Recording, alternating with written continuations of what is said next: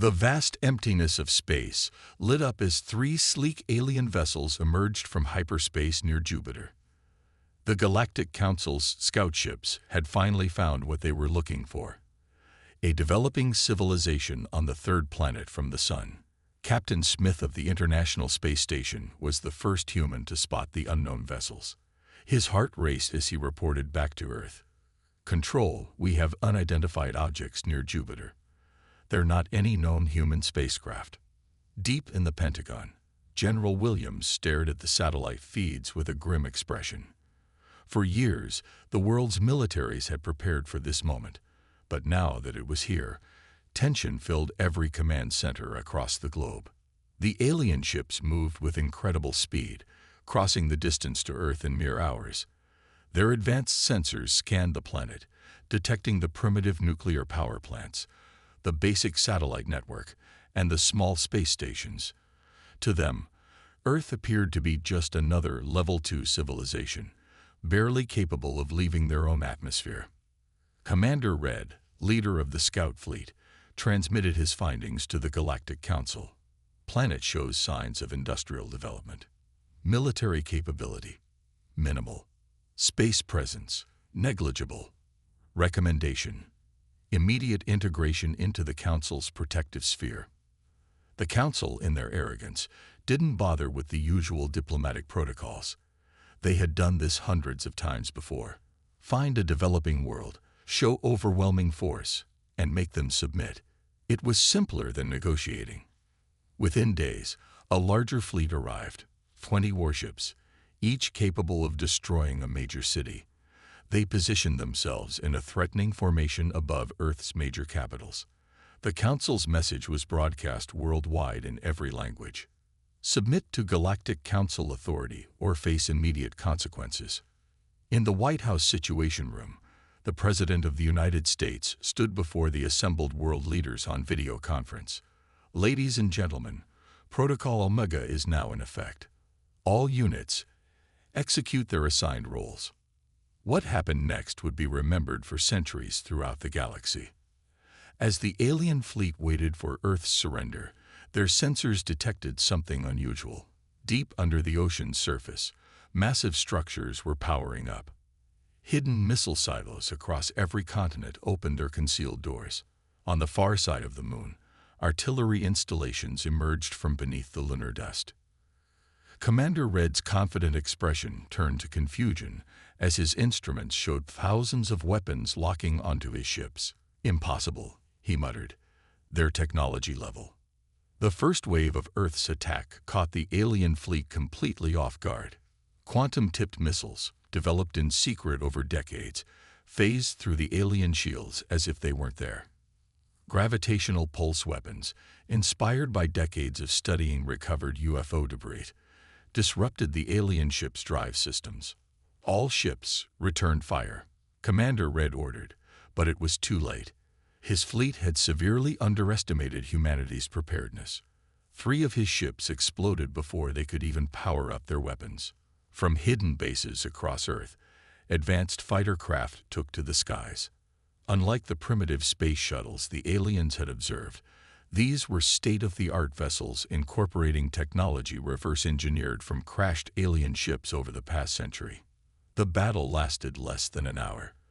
Of the 20 alien warships, 15 were destroyed, 3 were captured, and only 2 managed to escape back to Council space. Earth's casualties were minimal, thanks to decades of preparation and the element of surprise. In the aftermath, General Williams addressed the United Nations. "Today, we prove that humanity will not bow to threats. We have hidden our true capabilities for exactly this scenario. Let the galaxy know. Earth stands ready." The 2 surviving ships arrived at the Council headquarters, their crews still in shock. Commander Red faced the Council leaders, his voice shaking as he delivered his report. "We have made a terrible mistake. The humans, they were ready for us. They have weapons we've never seen, tactics we never expected. They are not the primitive species we thought they were." The Council leaders listened in stunned silence. In 10,000 years of expanding their influence, No developing world had ever defeated their integration fleet. Yet Earth had done just that, and with seemingly little effort. As emergency meetings were called and war plans drawn up, one ancient council member spoke up. Perhaps we should have followed proper diplomatic protocols after all. Little did they know, this was just the beginning of Earth's fierce retaliation against their attempted subjugation. The Galactic Council's high chambers erupted in chaos as intelligence reports from Earth poured in. What they discovered shattered their understanding of human technological advancement. Impossible, thundered High Commander Ajax, slamming his fist on the crystal table. How could we miss underground bases on Mars? Our initial surveys showed no signs of life there. The truth was becoming clear. Humanity had been preparing for this moment for over a century. Deep beneath the red Martian soil, massive military installations housed thousands of soldiers and advanced weapons. The dark side of the moon, previously thought to be barren, concealed a network of defense platforms and shipyards.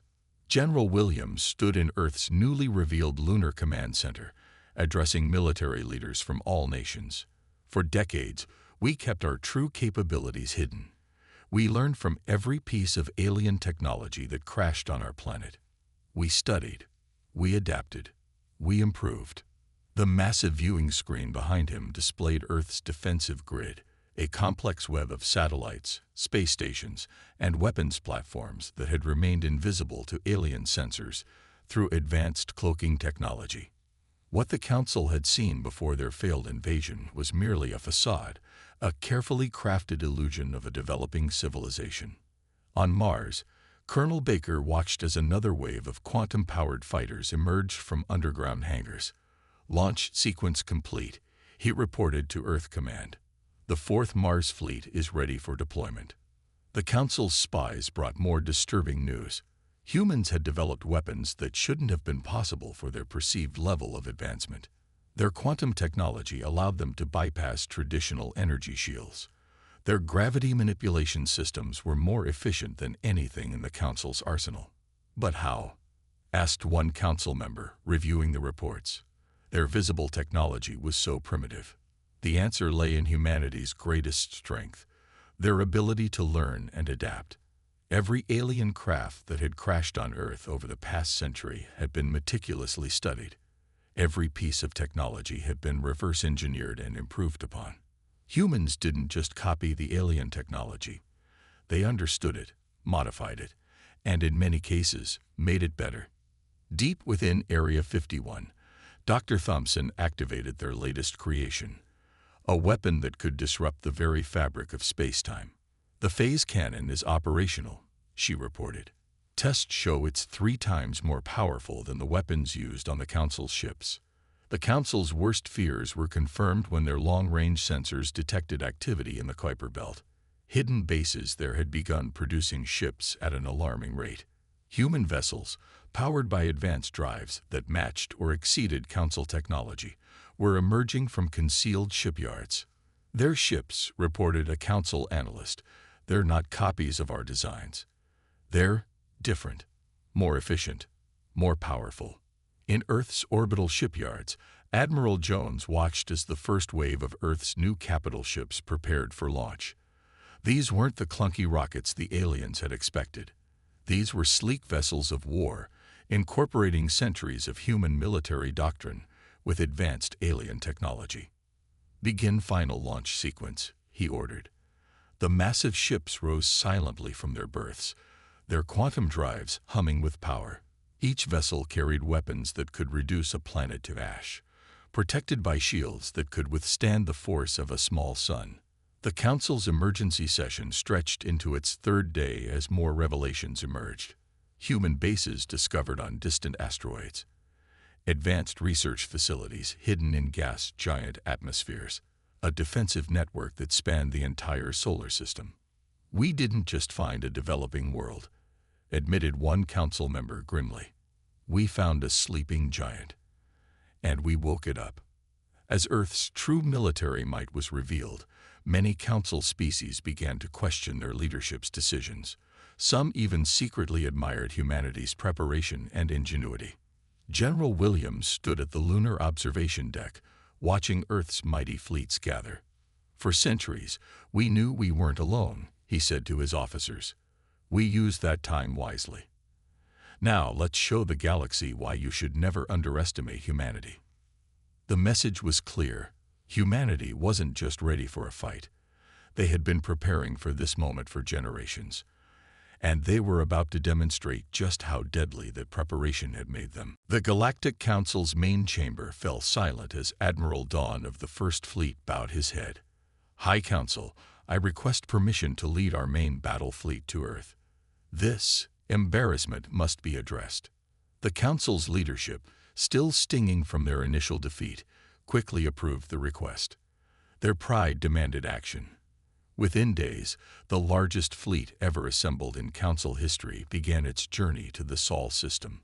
5,000 warships, each carrying enough firepower to level a continent.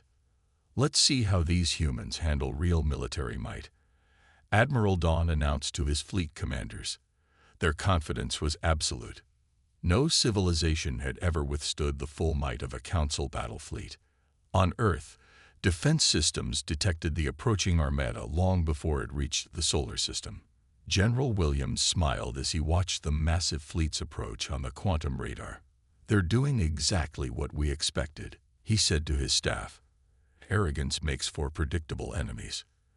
The Council fleet emerged from hyperspace near Saturn, their ships filling the void like a swarm of deadly insects. Admiral Dawn's voice boomed across all channels. "People of Earth, witness the true power of the Galactic Council. Surrender now, or face extinction." Earth's response came in the form of absolute silence. No transmissions, no movement, no signs of panic. The Council fleet pushed forward, passing Jupiter's orbit. "Sir," reported a Council sensor officer, "we're detecting no defensive preparations. Perhaps they've accepted their fate." Admiral Dawn frowned. Something felt wrong. The humans had shown impressive capabilities before. Why weren't they reacting now?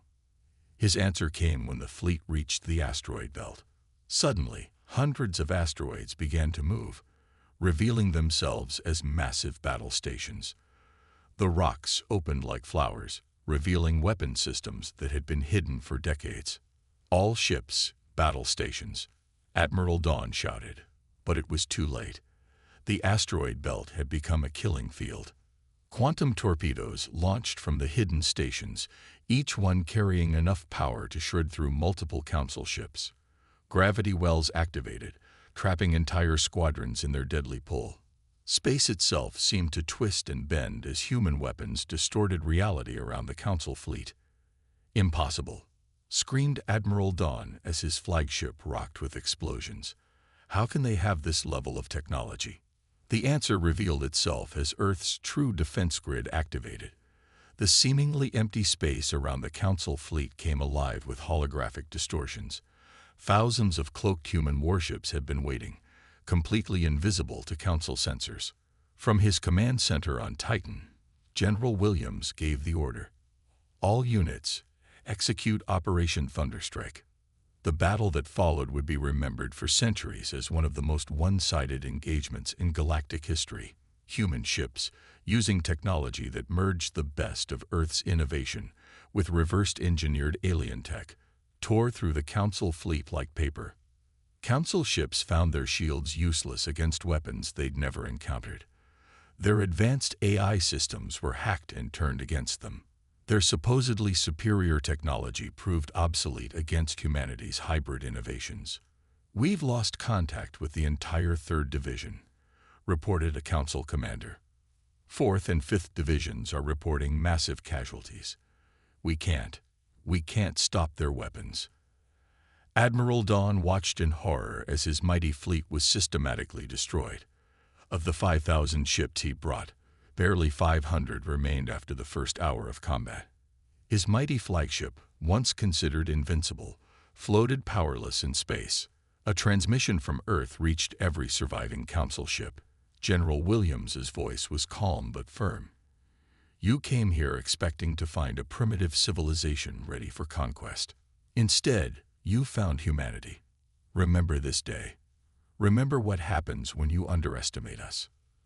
The surviving council ships retreated in disarray, their fleet in ruins, their pride shattered. As they fled back to council space, they carried with them a message that would shake the galaxy's power structure to its core. Humanity was not just ready for the galaxy. They were ready to reshape it. In the council chambers, panic spread as the battle reports arrived. They hadn't just lost a fleet, they'd lost their aura of invincibility. And somewhere in the Sol system, humanity was just getting started. In the aftermath of the Great Battle, Earth's recovery teams swarmed through the debris field between Mars and Jupiter. Hundreds of damaged council ships, filled with intact technology, floated silently in space, a treasure trove of advanced alien tech waiting to be studied. Dr. Thompson stood in her lab at the Global Research Center, examining a captured council ship's drive core. "Their technology is impressive," she said to her team, "but their innovation stopped centuries ago. They got comfortable. We won't make that mistake." Teams of scientists from every nation worked around the clock, taking apart every piece of salvage technology. What they found wasn't just advanced tech.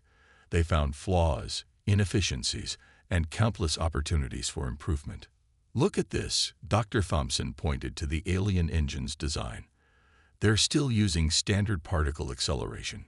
Our quantum fusion systems are already more efficient, but their containment field technology. Now that's interesting." Within weeks, the first hybrid ships emerged from Earth's shipyards. They combined the best of human innovation with enhanced versions of council technology. The results were extraordinary. Vessels that could outmaneuver, outgun, and outperform anything the council had ever built. In a secure facility beneath the Pacific Ocean, Professor White supervised the testing of a new weapon system. The aliens use pure energy weapons. He explained to military observers, "We've combined that with our phase shift technology." The result? A weapon that can bypass any known shield system. The Council's spies brought back terrifying reports. Humans weren't just using captured technology. They were improving it at an alarming rate. Ships that the Council had spent centuries perfecting were being upgraded and enhanced within months. "Their adaptation rate is unprecedented," reported a Council analyst. "They've already improved our shield technology by 300%. Their new drive systems are achieving speeds we thought impossible." On the Moon's dark side, the first of Earth's new flagship vessels prepared for launch. The ETS Revenge, a massive warship twice the size of anything in the Council fleet, represented humanity's new technological superiority. It carried weapons reverse-engineered from 20 different alien species, all enhanced by human innovation. Captain Roberts walked through the Revenge's command deck, admiring the seamless blend of human and alien technology. "She's beautiful," he said to his crew. "And she's just the beginning." The Council watched in growing horror as human ships began appearing at the edges of their territory. These weren't simple copies of Council vessels. They were entirely new designs, incorporating technologies from a dozen different species into deadly new configurations. "How are they doing this?" demanded a Council leader, watching footage of a human ship using an improved version of their own cloaking technology. "It took us generations to develop these systems." The answer lay in humanity's greatest strength, their diversity of thought, and their drive to improve. While the Council had spent millennia using the same technology with minor improvements, humans approached each discovery with fresh eyes and new ideas. In a test chamber at Area 51, engineers successfully activated the first human-built faster-than-light drive. It wasn't a copy of the Council's design. It was something new, something better. The test ship didn't just match Council FTL speeds, it exceeded them by a factor of 10. "Confirmed," reported the test supervisor. "The new drive system is stable. We can cross the galaxy in weeks instead of months." The Council's worst fears were realized when their long-range sensors detected human ships appearing and disappearing across space using technology they couldn't even understand. Humanity hadn't just caught up to their level. They had surpassed it. Dr. Thompson stood before the United Earth Council, presenting her latest findings. We've learned more in months of studying their technology than they learned in centuries of using it.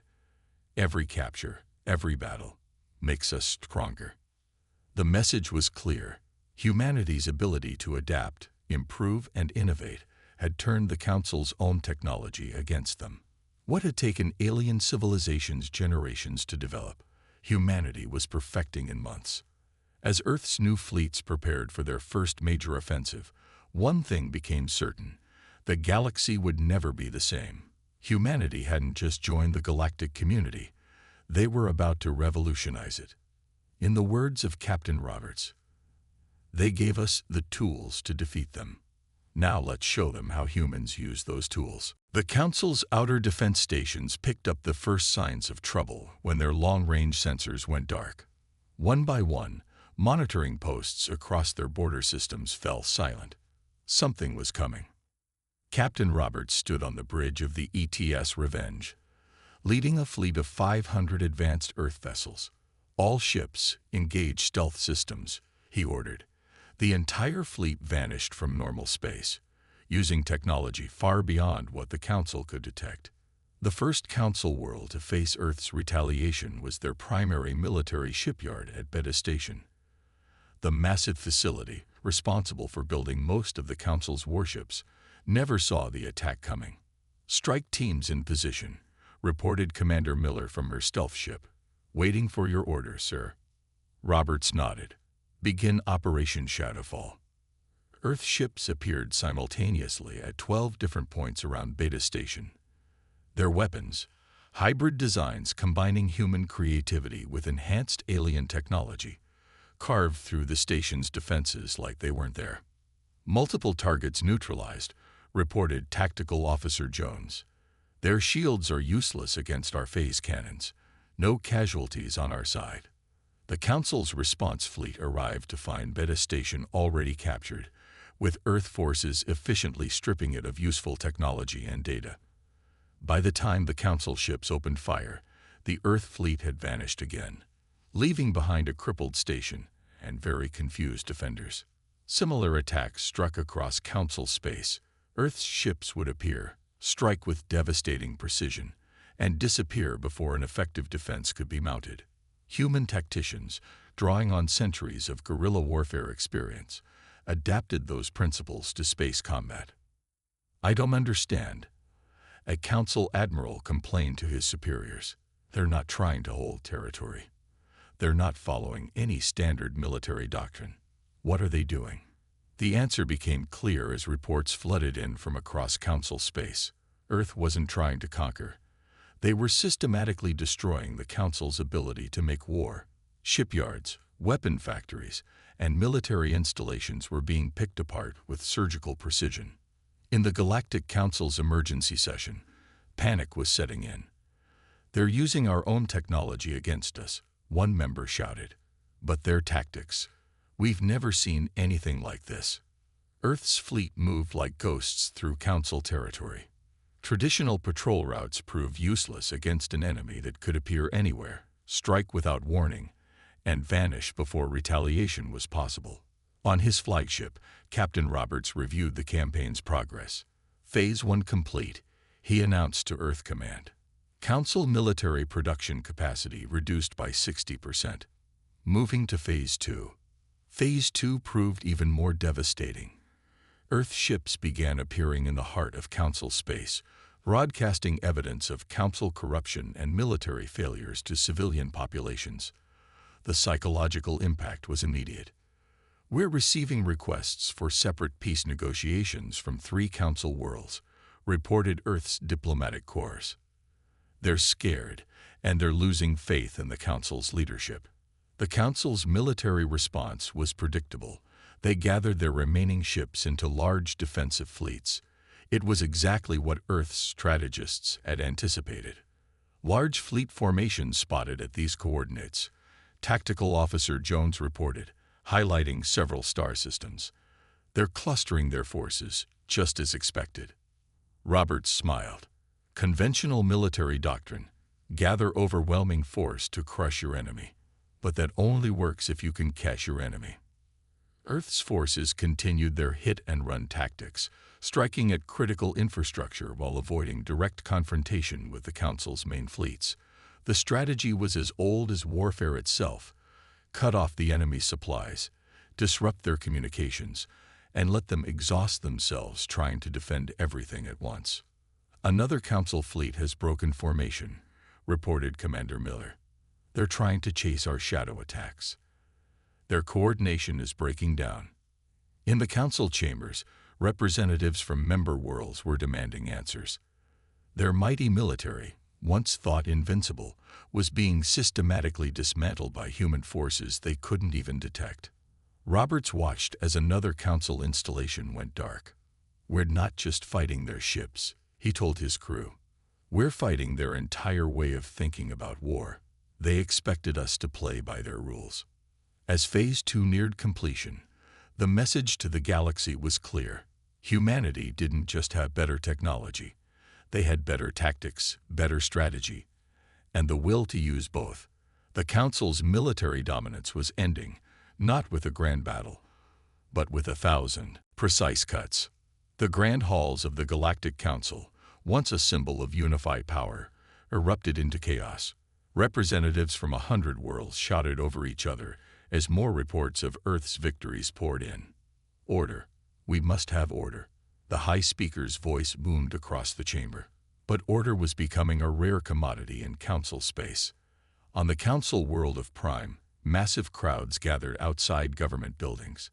They carried signs demanding answers, reforms, and in some cases, complete withdrawal from the Council. The public had learned of Earth's broadcasts revealing centuries of Council corruption and manipulation. "The humans didn't just defeat our military," announced Representative Black from one of the older Council worlds. "They exposed our lies. Our people know everything now." In Earth's diplomatic center in Geneva, Ambassador Wilson watched the feeds from across Council space. "Their entire system is breaking apart," he reported to the United Earth government. "We didn't just beat their ships. We shattered their foundation of power." The Council's emergency session stretched into its 5th day. Member worlds were choosing sides. Some demanded immediate peace talks with Earth. Others called for one final, massive military effort.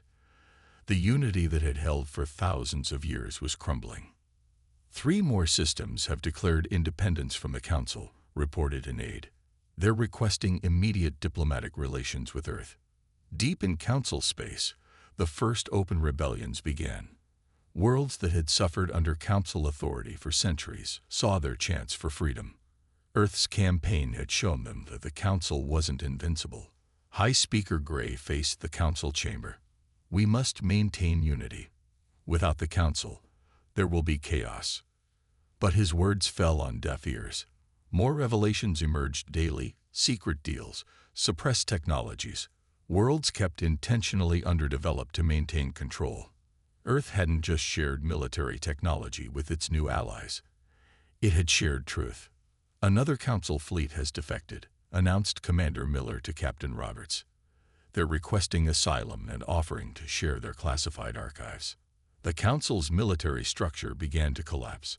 Without the support of member worlds, their mighty fleets became scattered groups of ships, many choosing to join Earth's growing alliance rather than fight for a dying cause. In secret bunkers beneath the Council's capital world, emergency meetings convened. "We could offer Earth a seat on the High Council," one elder suggested desperately. "Give them equal status." "Too late for that," another replied. "They don't want a seat at our table. They're building their own." Ambassador Wilson stood before the United Nations, delivering his report. "The Council's authority is failing. Member worlds are reaching out to us directly. They don't see us as primitives anymore. They see us as leaders." Earth's diplomatic corps worked around the clock, negotiating with former Council worlds. Unlike the Council's approach of dominance and control, Earth offered partnerships, technology sharing, and mutual defense agreements. 6 more systems have signed the Earth Alliance Charter, reported a diplomatic aide. "They're already implementing the new democratic systems we proposed." The Council made one last attempt to maintain control. They offered Earth everything: technology, territory, political power.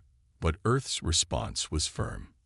"We don't want to join your corrupt system," Ambassador Wilson declared to the Council Assembly. "We want to replace it.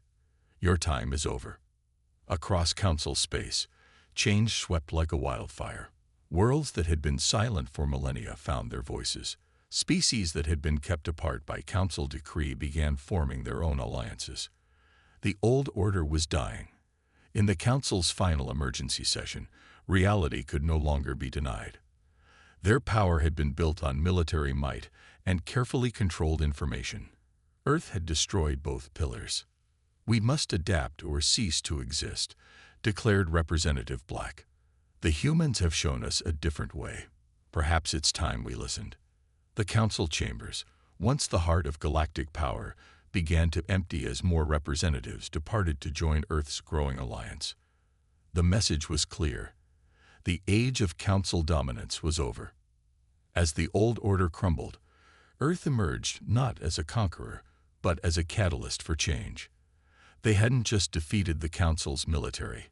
They had sparked a revolution that would reshape the galaxy. Ambassador Wilson summed it up perfectly. "Sometimes the greatest victory isn't destroying your enemy's power.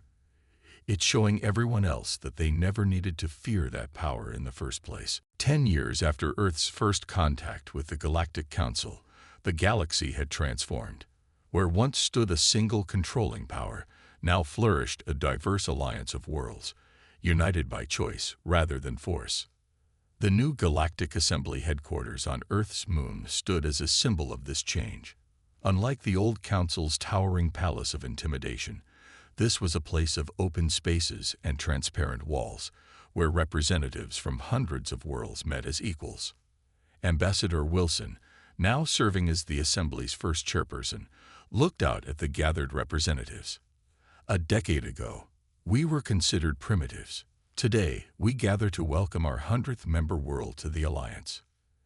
In orbit above Earth, the massive shipyards that had once built weapons of war now constructed vessels of exploration and trade. Captain Roberts, commanding the new exploration vessel ETS Discovery, prepared his crew for their first mission beyond known space. "We're not just exploring for ourselves anymore," he told his diverse crew of humans and aliens. "We're exploring for all Alliance worlds." The old Council's military doctrine had become a cautionary tale, studied at the new Galactic Defense Academy in Mars. General Williams, now its chief instructor, taught students from across the galaxy. "The Council failed because they stopped learning, stopped adapting," he explained to his class. "They thought power came from weapons.